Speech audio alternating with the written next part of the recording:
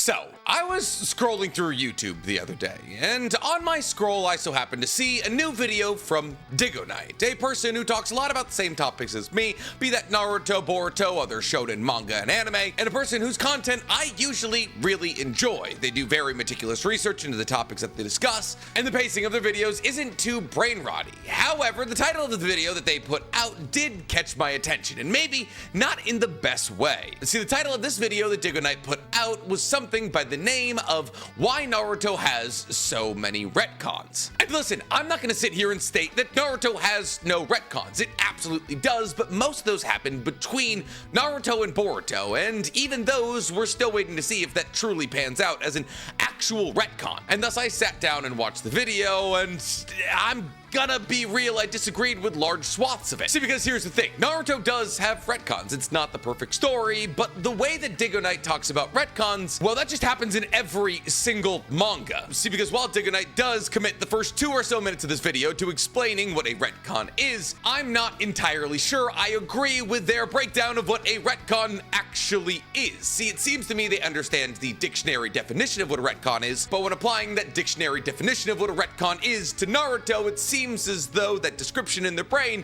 gets a bit muddled. Now, I don't want anybody to think I'm making this video out of a place of disrespect to DygoKnight. Like I've already established, I enjoy their content. I just really don't agree with this video, and I feel as though a lot of these retcons do kind of come from a place of lack of understanding of the manga and the anime. And thus today I want to react to this video with you and show you the parts I disagree with, in hopes to allow you to possibly understand that while it may seem as though at times that Naruto does have a ton of retcons, it really doesn't. So with no further ado, let's get directly into why Naruto doesn't have that many retcons. But before we get to backing up the greatest anime to ever exist, guys, please, for me, like this video, subscribe to the page, and hit that noti bell. And if you're looking for one additional NC Hammer 23 video a week, guys, you can go ahead and find my Naruto reaction series using the 4th wall link in my description below. We're on to the tuning exams. I have made a lot of videos talking about the Naruto retcons, and every time I put those videos out, there are a few people in the comment section that say, oh, this guy is a retcon guy. Everything for this guy is a retcon now. Stop calling everything a retcon. See, and I understand where DygoKnight is coming from here. When you have a topic that does really well on YouTube, you tend to lean into that topic. That's how I was with Itachi for years.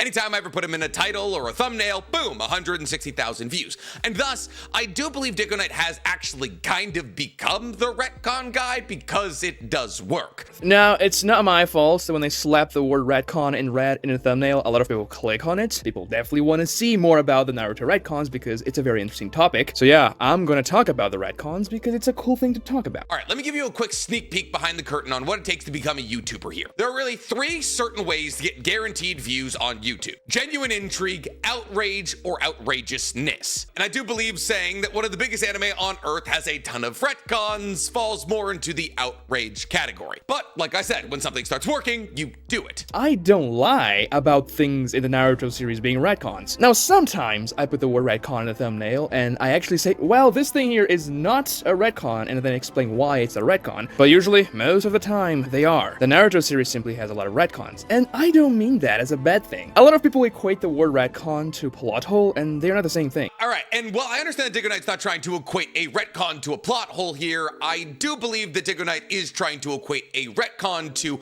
oh, the author decided to adjust the story to fit the actual timeline and character beats that they wanted several years later into writing this story. Basically, what DygoKnight tries to establish over the course of this video is that Kishimoto did not have a defined idea for every single plot point in Naruto, and duh. No mangaka in the history of mangakas who have had to write a story over 100, 200, 300, 400, 500, 600, 700 chapters have ever had every single story beat established from the moment they put pen to paper in chapter 1. But anyways, I feel rude to skip forward here, but the next minute of this video is basically him just describing what a retcon is. So let's go ahead and just put this in 2x. Most retcons in the Naruto series are great for the story, and I like them. But what exactly is a retcon? Because some people may be confused about it. Well, the word retcon is short for retroactive continuity, and retroactive continuity is the act of introducing a new element into the story that contradicts previously established elements. All right, but that's the thing there. Big on the contradiction. What I'm not really getting from this video is any true contradictions. I'm getting the idea that DygoKnight said, oh, there was the idea planted in something like chapter 30 that didn't necessarily flesh out into the idea that I believed it would flesh out to in chapter 300.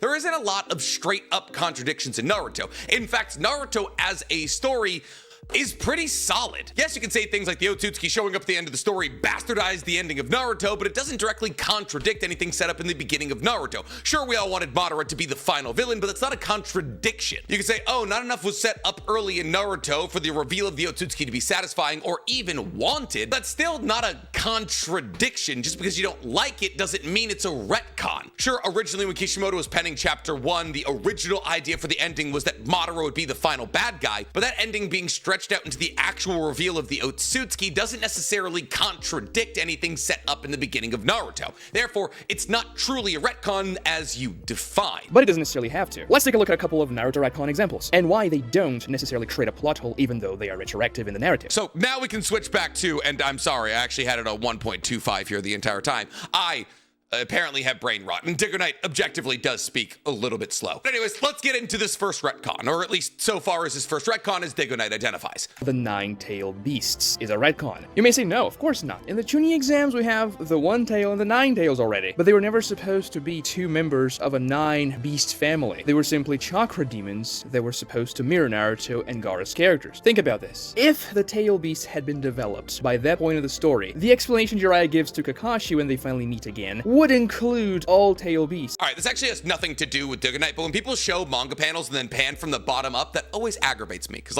then I'm reading the manga panel in reverse. Anyways, basically what's happening in this panel right here, this is the first time that Kakashi and Jiraiya meet. And basically Jiraiya is conveying to Kakashi, hey, Naruto is on the shopping list of this new team of bad guys called the Akatsuki. And thus he's either gonna need to be more protected inside of Konoha, or he's gonna have to come with me. So if we actually move this video backwards, we can see any proof that one of the items on the shopping list has the nine tails. To which Jiraiya replies to, it's a distinct possibility. After which Jiraiya backs up this evidence by saying, it makes sense. The nine-tailed fox has one of the highest levels of chakra.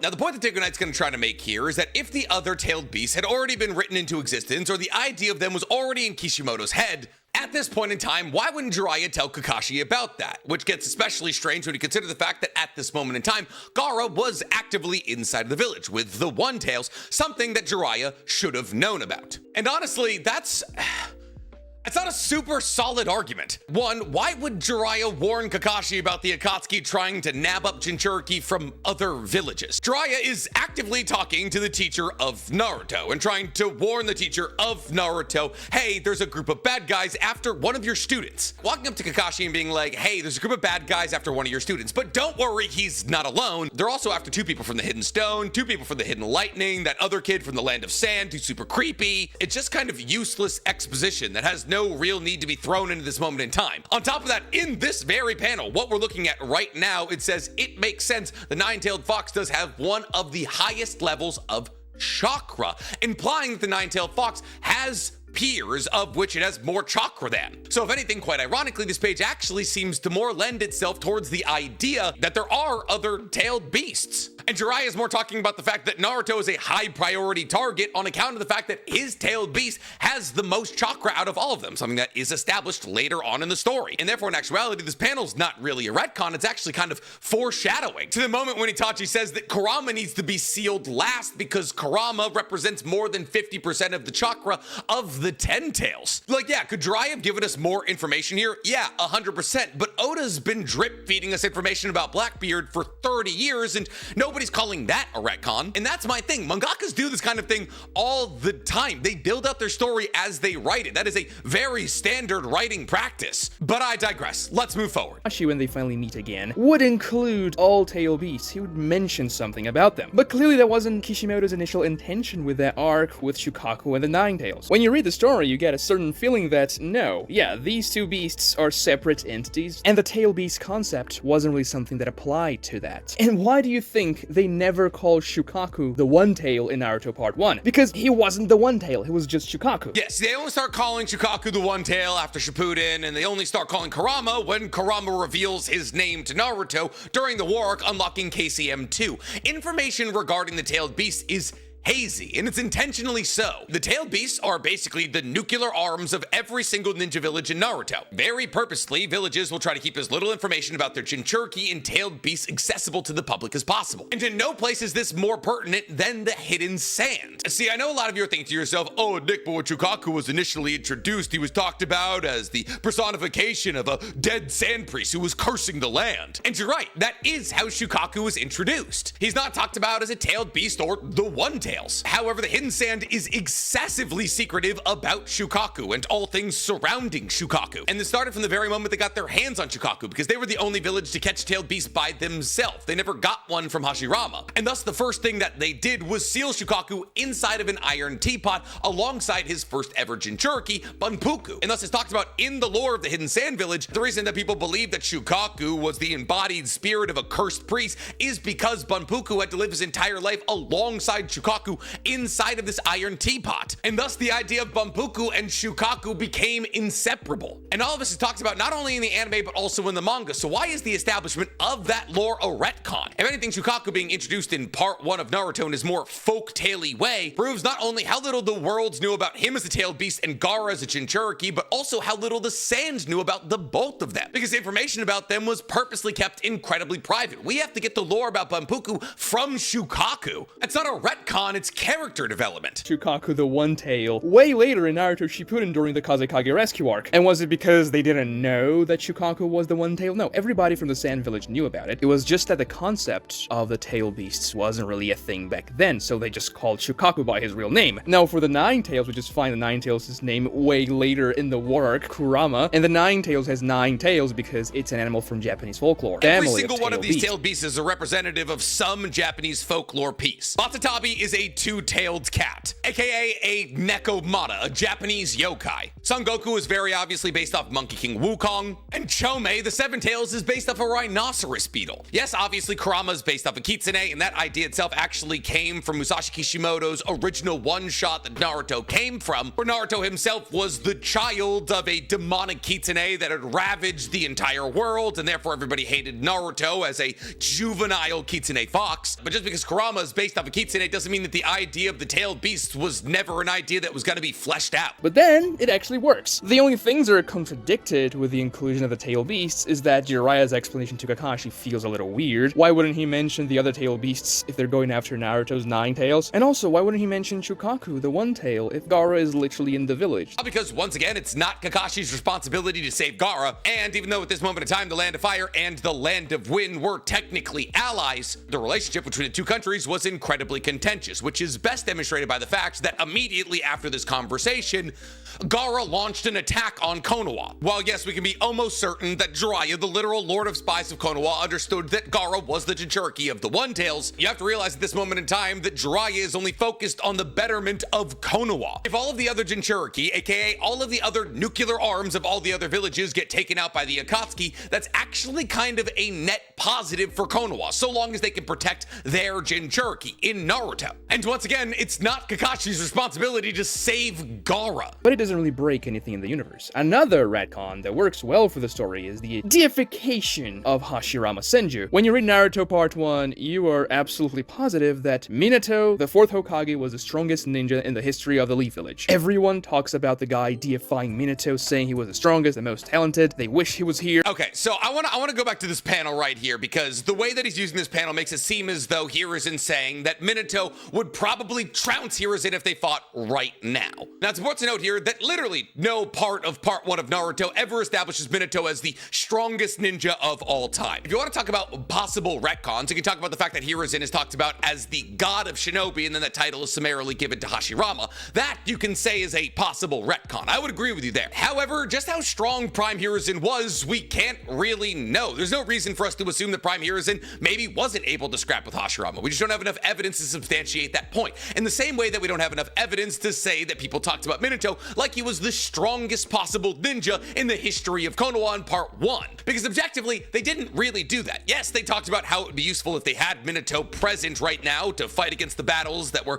coming down around Konoha, because the way that these panels are used in this video makes it seem as though Hiruzen is talking about Minato and saying, I suspect that not even I could face him, implying that Hiruzen is saying that Minato is stronger than even he was at his peak strength. But that's not what's going on in these panels. What's going on in these panels is Hiruzen talking to Anko about what happened in the Forest of Death. And Hiruzen stating that at his current strength, he believes that even he wouldn't be able to face Orochimaru. These panels are about Orochimaru. And yes, at the end, Anko says if only the fourth Hokage were still alive, to which Hiruzen says, do not say such things. He sacrificed his life to save the village. That was 13 years ago. But that's not a crazy thing for Anko to say right here. Of course, it would be awesome if Minato was still alive. If Minato was still alive at this moment in time, he'd only be 37 years old. He'd be in the prime of his strength. And yes, Minato would be able to slap the flavor out of Orochimaru's snake mouth. So it's not crazy for Anko to say it would be nice if the fourth Hokage was here instead of our almost 80-year-old Hokage who doesn't think he's strong enough to beat Orochimaru. There is currently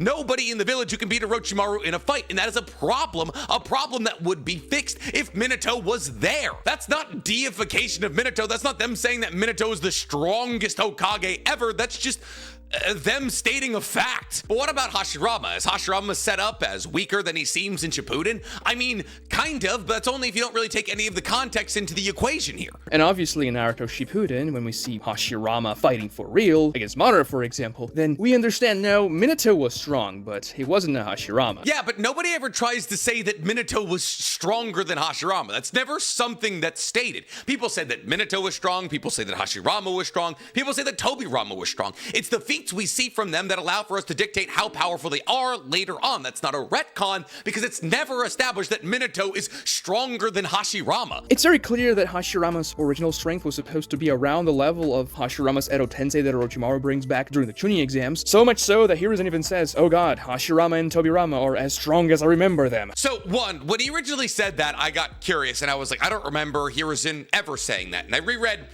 the entire fight, and Hiruzen never says that. I'm not kidding. Hiruzen and Tobirama pop out around chapter 118, and they're sealed using the Reaper Death Seal around chapter 122. And nowhere over the course of those 4 to 5 chapters does Hiruzen ever say Hashirama and Tobirama are as strong as I remembered. However, even if he did say that, it's important to note that Hiruzen was like 22 when he became the third Hokage, which means he was about 19 or 18 when Hashirama died. Hiruzen didn't get to see the peak strength of either Hashirama or Tobirama. All of these peak strength feats we're using for Hashirama when he uses something like his 1000-arm Kanon against a Majestic Eye or Susanoo, Hiruzen was not privy to. If he was alive, he was a child. So Hiruzen most definitely did not interact with peak strength Hashirama or Tobirama, so his idea of how strong they were wouldn't be that great. But once again, he doesn't say that. He talks about how he doesn't want to fight against Hashirama or Tobirama because they're powerful. He talks about Hashirama's deep forest emergence and the threat that it brings. But he never says, oh, this is as powerful as the deep forest emergence as I saw Hashirama use while he was still alive. And it's been established multiple times that the Hashirama and Tobirama that were brought back to fight against Hiruzen were not at their peak power. One, it gets established in the 4th Great Shinobi World's War that Orochimaru really didn't have the ability to control Hashirama or Tobirama. And two, it gets established that Orochimaru was still very much trying to perfect Edo Tensei over the course of part 1 and part 2 of Naruto, implying that the first time that we ever see him use it, which is in this battle against Hiruzen, this is by far and away not a perfected project. And thus the reason that Hiruzen is able to battle against Hashirama, Tobirama, and Orochimaru simultaneously is because A, it's not a peak strength Hashirama and Tobirama, and B, because objectively he kind of doesn't. If you go back and read that fight, Hiruzen is fighting for his life. The second that Hashirama uses Wood Release, he nabs Hiruzen. The only reason that Hiruzen's able to get out of it is because he hasn't summoned Monkey King Enma yet. And the only reason that Hiruzen is able to win this fight is A, because he kills himself, and B, because Orochimaru, Tobirama, and Hashirama may not have known about the Reaper Death Seal. Now, I know some of you might be saying, oh, Hashirama was married to an Uzumaki, and he had a lot of dealings with the Uzumaki, and that's where the Reaper Death Seal came from. And you're right, he was married to Mito. Doesn't mean that he knew about the Reaper Death Seal, but even if he did know about the Reaper Death Seal, there's no reason for him to dodge it. It's established in the 4th Great Shinobi World's War, if a sufficiently powerful person is brought back using Edo Tensei, they are able to control their body to some degree, to be able to hinder themselves in a battle against somebody they don't want to fight. This is best demonstrated when Hanzo the Salamander fights against Mifune for a second time, and he cuts his own breathing apparatus so that the poison in his gallbladder can affect him. And so if it's very clearly established that Edo Tensei doesn't work on sufficiently powerful people, and the fact that Orochimaru was using a non-perfected form of Edo Tensei on 2 people he could barely control, why would they be at their peak strength in a battle against Hiruzen who they don't want to fight? But I know, DygoKnight is trying to say that the establishment of this lore at a later time is a retcon. But like was identified in this very video, retcon implies contradiction, and there is no contradiction here. It's inherently more interesting writing to have Hashirama and Tobirama pop up into a fight at what is revealed to not be their peak strength than to just have them come in, mollywop Hiruzen, and have Orochimaru win in the Konoha Crush arc. Even if Hashirama was supposed to be weaker, Kishimoto changing that down the line isn't a retcon because once again, like we established, there is no contradiction here. Obviously, no. Hashirama is much more powerful when we see him in the flashbacks and in the war arc, but obviously Minato was supposed to be the stronger. It only changes afterward. Like, that's not obvious, though. That's never established. It's never established that Minato is supposed to be the strongest Hokage in history, stronger than Hashirama. There's nothing that ever says that. I don't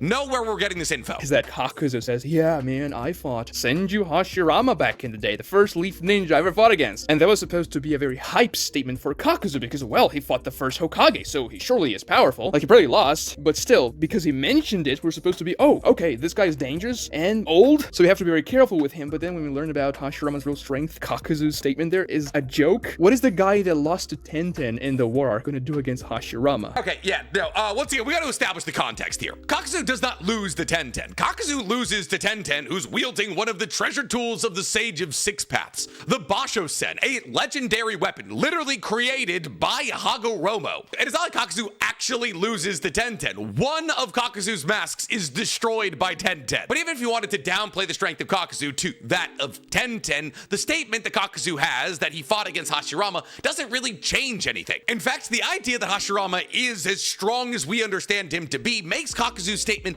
all the more impressive. But that's not what I'm trying to build at here. See, the fact that Kakuzu survives in a fight against Hashirama doesn't mean that Hashirama was busting out a 1,000-armed Kanon against Kakuzu. It just means that Kakuzu was able to survive a battle against Hashirama. We don't know how that fight went, how Kakuzu fared, but we do know that Kakuzu lost, which is why he gets thrown out of the Village of Waterfalls. So it's a weird piece of evidence to use with the idea that the deification of Hashirama was a retcon, because regardless of how strong Hashirama was, it doesn't really change anything. Kakuzu lost to Hashirama, but fighting against Hashirama, who was a Hokage, was still impressive for Kakuzu. If Kakuzu said he had survived a battle against Inoki, Tobirama, Tsunade, any Kage, that would be impressive. But yeah, obviously saying you survived the battle against Hashirama, who was able to punch Susanoo off of Kurama, is pretty much the most impressive thing you could say. But I still don't understand how that substantiates the argument. See, using the 1,000-armed Buddha statue against the majestic attire Susanoo, for example, I don't see a lot he can do there. So obviously this is because Minato was supposed to be stronger and Hashirama wasn't supposed to be that godlike figure, but I really like the addition of Hashirama being that powerful. And that doesn't really break the universe in any way. Yes, Minato was said to be very strong, and he still is. It's just that Hashirama is stronger. And yeah, I guess Kakuzu did fight against Hashirama. It's just that it was a complete stomp and Hashirama let him go free. I like this retcon. Yeah, okay, yeah, no, we're just disagreeing on what a retcon is here. I can yell to the stars as long as I want that there's no evidence that ever states that Minato is stronger than Hashirama, but let's just move on. Most retcons in the Naruto series. The only retcon that I absolutely despise in the Naruto series is the Black Zetsu Kaguya and the Otsutsuki retcon. I mean, they're pretty much the same thing. Also, the reincarnations of Naruto and Sasuke being Indra and Ashura. It's all Alright, listen, I'm not gonna sit here and say that I love the idea that Naruto and Sasuke are reincarnations. I'm also not gonna sit here and say that I loved the introductions of the Otsutsuki. I love Boruto, but I don't think Naruto needed to suffer because of it. However, the only thing that is technically retconned through the reveal of any of this is the fact that Naruto is some scrappy orphan who had to work for everything he ever got. But even that isn't necessarily a retcon because it's never explicitly stated by the manga. It's just fans believe that Naruto is a scrappy underdog who had to scratch and claw for every tidbit of power he ever got. And in a sense, he did, but the reveal that he was some mythical reincarnation of a former god's child does technically take a lot of weight out of that argument. This isn't necessarily a contradiction. Yes, Naruto gets into a bunch of heated debates with people like Neji about how people can rise from nothing and become something, but those arguments don't necessarily become invalid the second that Naruto gets revealed as Asura's reincarnation. So like, yeah, was this Kishimoto's original plan when he was penning chapter 1? No, probably not, but that doesn't mean it's a retcon. Stories grow as authors write them. That's just the way that they work. Just because a story has a different ending from what the author intended 20 years ago when they started the story does not mean that's a retcon. It just means the author's idea of how they wanted this story to end changed. Are you gonna tell me that when Kishimoto started writing Naruto, he was like, yeah, this world, it was created by by alien gods that gave chakra to mankind. No, obviously not. And it absolutely ruins the story so much so that I ignore everything that happens after Black Zetsu stabs Madara from behind, because it's terrible. If that didn't happen in the Naruto story, Naruto would literally be a 10 out of 10 manga. But alas, not everything can be perfect. Some retcons, like this one, are terrible. And this retcon kinda requires Kishimoto to rewrite the entire history of the Naruto universe. Okay, once again, is it a great ending to Naruto? No, I'm not gonna sit here and defend it. But we have no way of knowing what Kishimoto identified as the actual ending of Naruto in 2001 or whatever when he started writing this manga. We can't call something a retcon because we find the ending ridiculous and disagree with it as the ending for one of our favorite mangas. Is it bad writing? Sure. Was it done so that Boruto could have an interesting plot? 100%. Did it kind of ruin the ending of Naruto? I mean, that's up to you. I don't really mind it all that much. But does any of that make it a retcon? No. Every bit of the ending is explained meticulously in detail. Black Zetsu is the idea that the Uchiha have been giving into the cycle of hatred for the entirety of their existence because he altered their stone tablet, that in order to unlock their true strength, they had to either kill their best friend or watch their best friend die to unlock the MS. To get the EMS, they had to fuse the MS of a family member with their own MS, and that to unlock the Rinnegan, they had to combine the chakras of the descendants of the Uchiha and the Senju. And if we're gonna be surprised by the reveal of Kaguya, why weren't we surprised by the idea of the Ten Tails and the Ghetto statue and Hagoromo? You're telling me that the idea of Kaguya launches up red flags for you, but the fact that there was a giant, controllable by the Rinnegan, hollow husk of a Ten Tails beast with no discernible origin wasn't also shocking? Which, mind you, happens long before Kaguya is revealed. If you want to have beef with Kaguya, have beef with the entire Eye of the Moon plan, because the entire Eye of the Moon plan does set up for Kaguya's reveal. It's all explained, and therefore not a retcon. Sure, maybe it's not what Kishimoto envisioned for the ending when he was beginning Naruto, but we can't know that. You can say it's a bad ending, but don't mislabel it as a retcon. Has to do a lot of explaining, especially because there was no foreshadowing at all prior to chapter 630 or so. The first minute piece of foreshadowing for Black Zetsu being around was Hashirama noticing somebody was watching his fight against Madara after he stabs Madara. All right, sure, yeah, Hashirama looks up and like, what's going on up there? But it's also established that Madara enters his fight with the full intention of dying, so that he can combine his chakra with that of Hashirama, unlock the Rinnegan, and enact the Eye of the Moon plan. On top of this, Black Zetsu was introduced much earlier than chapter 630. Sure, Black Zetsu might have seemed more like an intel gatherer for the Akatsuki, more of a background character than an endgame villain. But when Oda has some background character revealed in chapter 212 turned out to be an endgame-esque villain in chapter 1000, everybody calls it foreshadowing. Why isn't that a retcon? And I think that's what makes me so angry about this video. Any manga that goes longer than 100 or so chapters is gonna have things like this happen. And yet for some reason, the only manga that has the retcon label thrown at it is Naruto, which makes no sense to me. Do you think that Oda, the person who publicly stated that One Piece was only supposed to take 5 years to write and is now almost 30 years into writing it as a manga, fully anticipated every single character he introduced in 1999 to be doing what they're currently doing right now in One Piece? The answer is no, and yet we're not looking at One Piece and saying, oh, it's riddled with retcons. And I wouldn't do that to One Piece because that's just the writing process.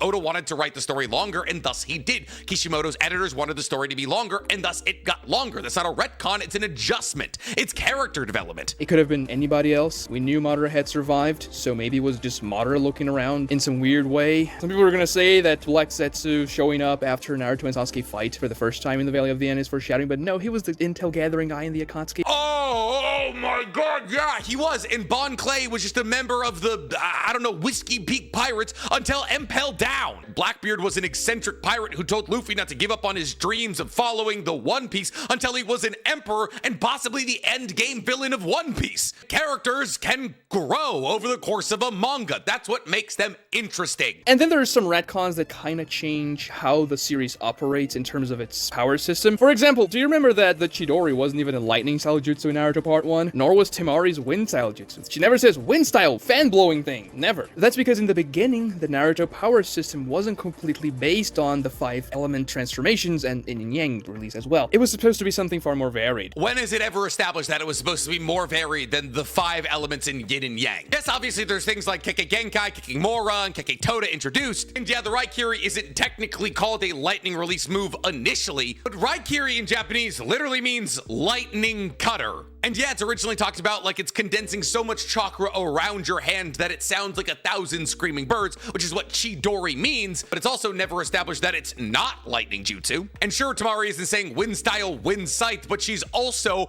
opening a giant fan and launching so much wind at people that it cuts down forests. And pretty much that exact same arc when Hiruzen is battling against Orochimaru, it is very clearly established that there is elemental releases tied to ninjutsu, as both Tobirama and Hiruzen use high-level water releases without a water source, something that the Anpu who are watching the fight revel at. And while sure Chidori isn't called lightning release Chidori, it's also rarely referred to as lightning release Chidori or Raikiri later on in Naruto. But sure, I concede the point that in the early parts of Naruto, the Raikiri was talked about as a condensing of chakra so dense that you were able to see it with your eye, which is later kind of a duh moment because it's lightning release, and why wouldn't you be able to see lightning release? And honestly, if there's a retcon you should talk about, it's that. The fact that chakra was established as invisible in the beginning of Naruto and then was proven time and time again to be very much visible, as multiple elementless ninjutsu were very much visible, like the Rasengan. That right there is kind of retcon until you consider the fact that, oh, maybe like the Chidori, the Rasengan is so dense with chakra, it's visible. See, that's the thing with trying to introduce contradictory talk into Naruto. The more you know about Naruto, the more you can realize, oh yeah, no, there actually might not be a contradiction here. Yeah, you can point out the fact that it was weird that chakra was identified as invisible in the beginning of Naruto, but then it became highly visible towards the end of Naruto. But when you begin to think about the fact that we only ever really paid attention to the very important ninjas in Naruto who were ridiculously powerful and therefore able to condense their chakra at a level that most ninjas wouldn't be able to, that it makes sense to a lot of people that chakra all of a sudden became real visible. But I digress, let's continue. And obviously, it's not because a new element was introduced in the series that it's a retcon. For example, when Jiraiya uses Sage Mode for the first time, even though we had no idea what that was beforehand, it doesn't really contradict anything that was established beforehand. It's a new powerful jutsu that Jiraiya has access to, and it makes complete sense. But we didn't really know that nature energy was a thing. True, we didn't, but nature energy is something that only a few people have access to. That. Alright, but I'm gonna use the same logic against you here. Do you think that when Kishimoto was penning Chapter 1 of Naruto, that he believed that Naruto was gonna go train in Mount Mubuko with a bunch of toads and become a toad sage, and learn things like Froggy Kumite that allow for him to dodge the attacks of people by sensing them because he's pulling in nature energy and melding it with his own, and he's able to tap into additional nature energy because his clones are off somewhere, bringing that nature energy into themselves, and when they disappear, it goes back to Naruto? I mean, maybe, we can't possibly know, but just because you appreciate that as a writing point doesn't mean that Kishimoto had that idea when he was beginning Naruto. And that's why this entire argument of, oh, Kishimoto didn't plan it when he was starting Naruto, and therefore it is a retcon, is so silly because there's no way to prove what he had planned. You're just pointing at the parts of the story that you don't like and say, oh, surely that must be a retcon. And in no better way is that better displayed by the fact that you're saying that it's okay that they introduced nature energy in Sage Mode, and therefore not a retcon, but it is a retcon that Chidori wasn't originally identified as lightning release. That makes no sense. And then we have some things like Tobi being Obito that were always planned from the very beginning. We can see Obito's picture on top of Kakashi's bed in the beginning of Naruto chapter 7, so Obito had been planned out way early on, and for the first time Tobi is introduced, yes, Kishimoto intended that character to be Obito, always. Obviously that wasn't a retcon. Also, Itachi being a good guy all along, that one is very debatable. I don't know how to respond to the Obito. Yes, Obito was always Obito. I don't... What are we saying about Itachi here? Also, Itachi being a good guy all along, that one is very debatable on whether or not Kishimoto intended that to be the case from the beginning, and it warrants an entire video for itself, which I'm probably gonna make in the future. But yeah, retcons like that don't break the story. All right, so okay, so this is a common theory that Itachi was actually evil, but because so many people loved him as a character, Kishimoto was pressured into turning him into a good guy in Shippuden. Now, obviously, because the story panned out in the way that it did, we can't confirm as to whether or not that theory is correct.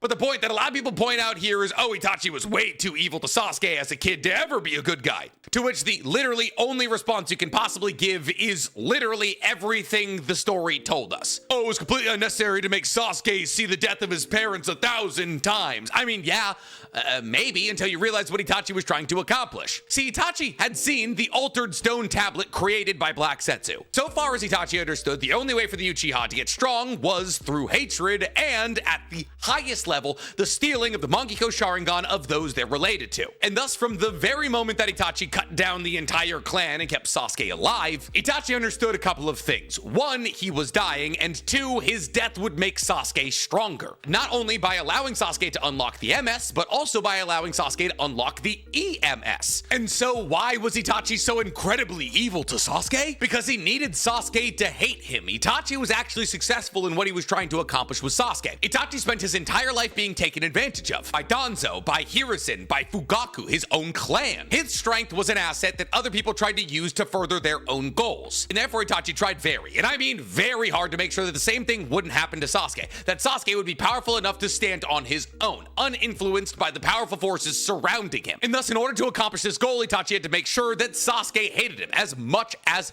possible. And thus, yeah, he had to assume the role of the evil older brother. And while you can say, oh, he was too evil, well, that's your opinion. Just because you believe Itachi was too evil in part 1 to be revealed as a good guy in part 2 doesn't mean it's a retcon. It means it was a surprise you didn't see coming. And just because a plot twist you were surprised by happened doesn't mean that it was a retcon. It just makes Itachi a more compelling character, because to us he seemed evil, and he was supposed to because we were watching the story through the eyes of Sasuke. Not a retcon, just interesting writing. If the author has a better idea of how to develop things in the future with this newly established element. It's one thing to make Hashirama the god of shinobi, but it's another thing to make Naruto, a character we knew was 12 years old around the Chunin exams, be 18 in the Search for Tsunade arc, for example. This would be a type of retcon. Oh, actually, Naruto? No, he was 18 all along. It contradicts a previously established element, but it's so grotesque that you're like, oh, this makes absolutely no sense. What just happened? Naruto's 12. He's 15 after the time skip. He's not 18 on the search to, are you saying that would be a retcon? Like, oh, Naruto was 12 and now he's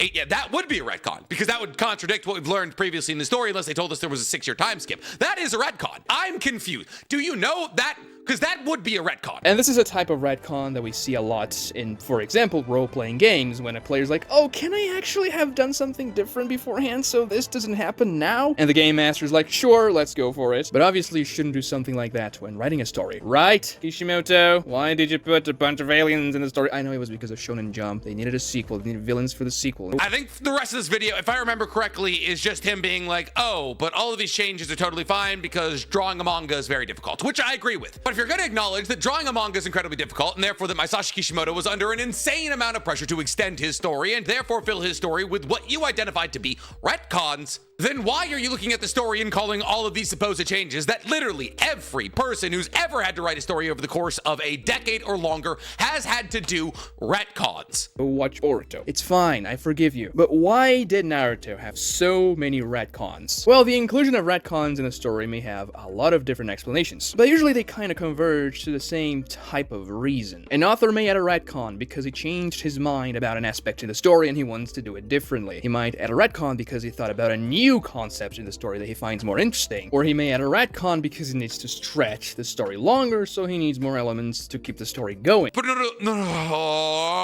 none of those are retcons. All right, the biggest possible retcon in the Naruto universe exists between Naruto Shippuden and Boruto. As it currently stands, the story of how the Naruto world came into be is contradictive between the telling of Kaguya and the telling of what we hear in Boruto. Kaguya says that she, and she alone, descended down to Earth in order to find a god tree, because god tree seeds fell off meteors onto planets, and therefore the Otsutsuki would follow these meteors and these seeds. However, in actuality, it was revealed in Boruto that there was a very concerted effort to come to Earth, and that a Ten Tails is brought with all of the Otsutsuki pairs to go to planets to turn them into chakra fruits. Those two stories do not agree, and therefore, if hypothetically Ikimoto does never connect these stories, that is a retcon. Kaguya's telling of the earliest histories of the Naruto planet is now objectively false because new, more pertinent information has been released. That is a retcon. The introduction of the Otsutsuki because you believe Kishimoto didn't originally have the idea for the Otsutsuki when penning chapter 1 of Naruto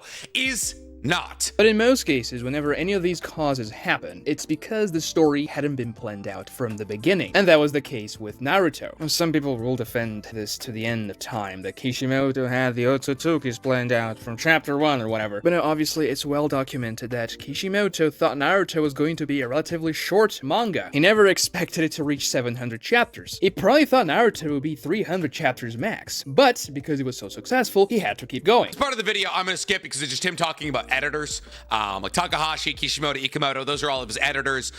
They help him write the story. They tell him like, oh, the story needs to get longer. They help him fill in backgrounds, all the kind of thing. Ikamoto now is the person who writes and pretty much dictates the story of Boruto, yada, yada, yada. So the thing with Kishimoto was that he was writing things as he went. And to be fair, most mangakas are kind of like that. At least to a certain extent. It's only a few mangakas that have everything planned out from the beginning. Like, I've never read One Piece, but apparently Oda has everything planned out. Okay, yeah. Okay, good. All right, so you just pointed out the fact that Kishimoto apparently said that he believed that Naruto was going to be a much shorter manga than it actually ended up to be. And while you didn't quote any sources or give us any information, you said that Kishimoto probably believed that his story was going to be somewhere in the region of 300 chapters. I'm believing you're just kind of saying that. However, because the story did very well and because his editors wanted him to extend said story, Naruto got up to 700 chapters. And therefore, that's the reason that Naruto is so riddled with retcons. And somehow, someway, your point to substantiate what you just said was that Oda plans out literally everything that's ever happened in One Piece. However, ironically, the exact story you just told about Kishimoto, I actually think is about Oda. Oda didn't intend for One Piece to run for 30 years. It is very well documented that he actually planned for One Piece to run for about 5 years, which means for about 25 years of One Piece, Oda has been making things up. Yes, Oda has said multiple times that since the beginning of One Piece, he has had the ending of One Piece planned out. But that means that literally everything that happens between the beginning and the ending of One Piece, by your definition, would be a retcon. So the irony of using this argument against Naruto with the evidence of One Piece, which is probably the #1 culprit for extending a story longer than it was supposed to be, is, well, objectively kind of insane. And here's the thing. We don't even know if Oda is going to write his original ending. Sure, he said that he's had his ending penned since the very beginning, but there's no way for us to confirm that. What if he introduces aliens and everyone hates his ending, and then they can call his ending a retcon, even though he claimed to have penned it from the very beginning? On top of that, if there is a story where characters who are introduced in the beginning of a story are given adjusted roles later in the story, it is One Piece. There is no way that every single character who's been introduced in the One Piece storyline is doing exactly what they were supposed to be doing when Oda picked up the pen 30 years ago. Throwaway characters like Hachi become important characters in later arcs. Throwaway arcs, at least so far as fans would identify, I love Skypiea, like Skypiea, become massively more important when more information gets revealed down the line. However, when it happens in One Piece, people just call it epic foreshadowing. But in actuality, you know what Oda's doing? He's looking back at the characters and story beats that he's written over the course of a 30-year manga and finding ways to make them relevant today. Things that Kishimoto did with the writing of Naruto's manga, and yet, when he does it, it's a retcon? You can't use One Piece as evidence to substantiate this point when One Piece is the evidence that destroys this point. So yeah, the rest of the video is DygoKnight talking about how it's hard to write a manga, which I 100% agree with, and how this kind of retconning writing is acceptable because it's hard to write a manga, and thus we don't really need to react to it. But the important takeaway here is none of these are retcons. There are possible retcons in the Naruto universe. These just aren't them. Retcon, like is established in this video, requires contradiction. And like the ending of Naruto or not, it doesn't contradict anything previously set up. If you want to call the ending of Naruto bad, sure, go crazy, but don't label Naruto with retcons because it does everything that every long manga does. That's a silly talking point. Anyways, even though I'm getting heated here, and even though me and DygoKnight seemingly very much disagree on what a retcon is, I'd like to say this video comes from no place of disrespect. This is a bad, ill-informed take, but that doesn't take away from the quality of videos that DygoKnight usually puts out. So DygoKnight, once again, I respect the content you make, and you're one of the most talented YouTubers on this platform, but let's readjust how we think about the word retcon, please and thank you. But I'm curious to hear from you guys. Do you believe that all the points listed in this video are retcons? Do you believe that Naruto is riddled with retcons? Let me know in the comments below. And while you guys are down there, please, for me, like this video, subscribe to the page, and hit that noti bell. Now, if you excuse me, I have to secure like $50,000 in funding for an anime debate boxing match.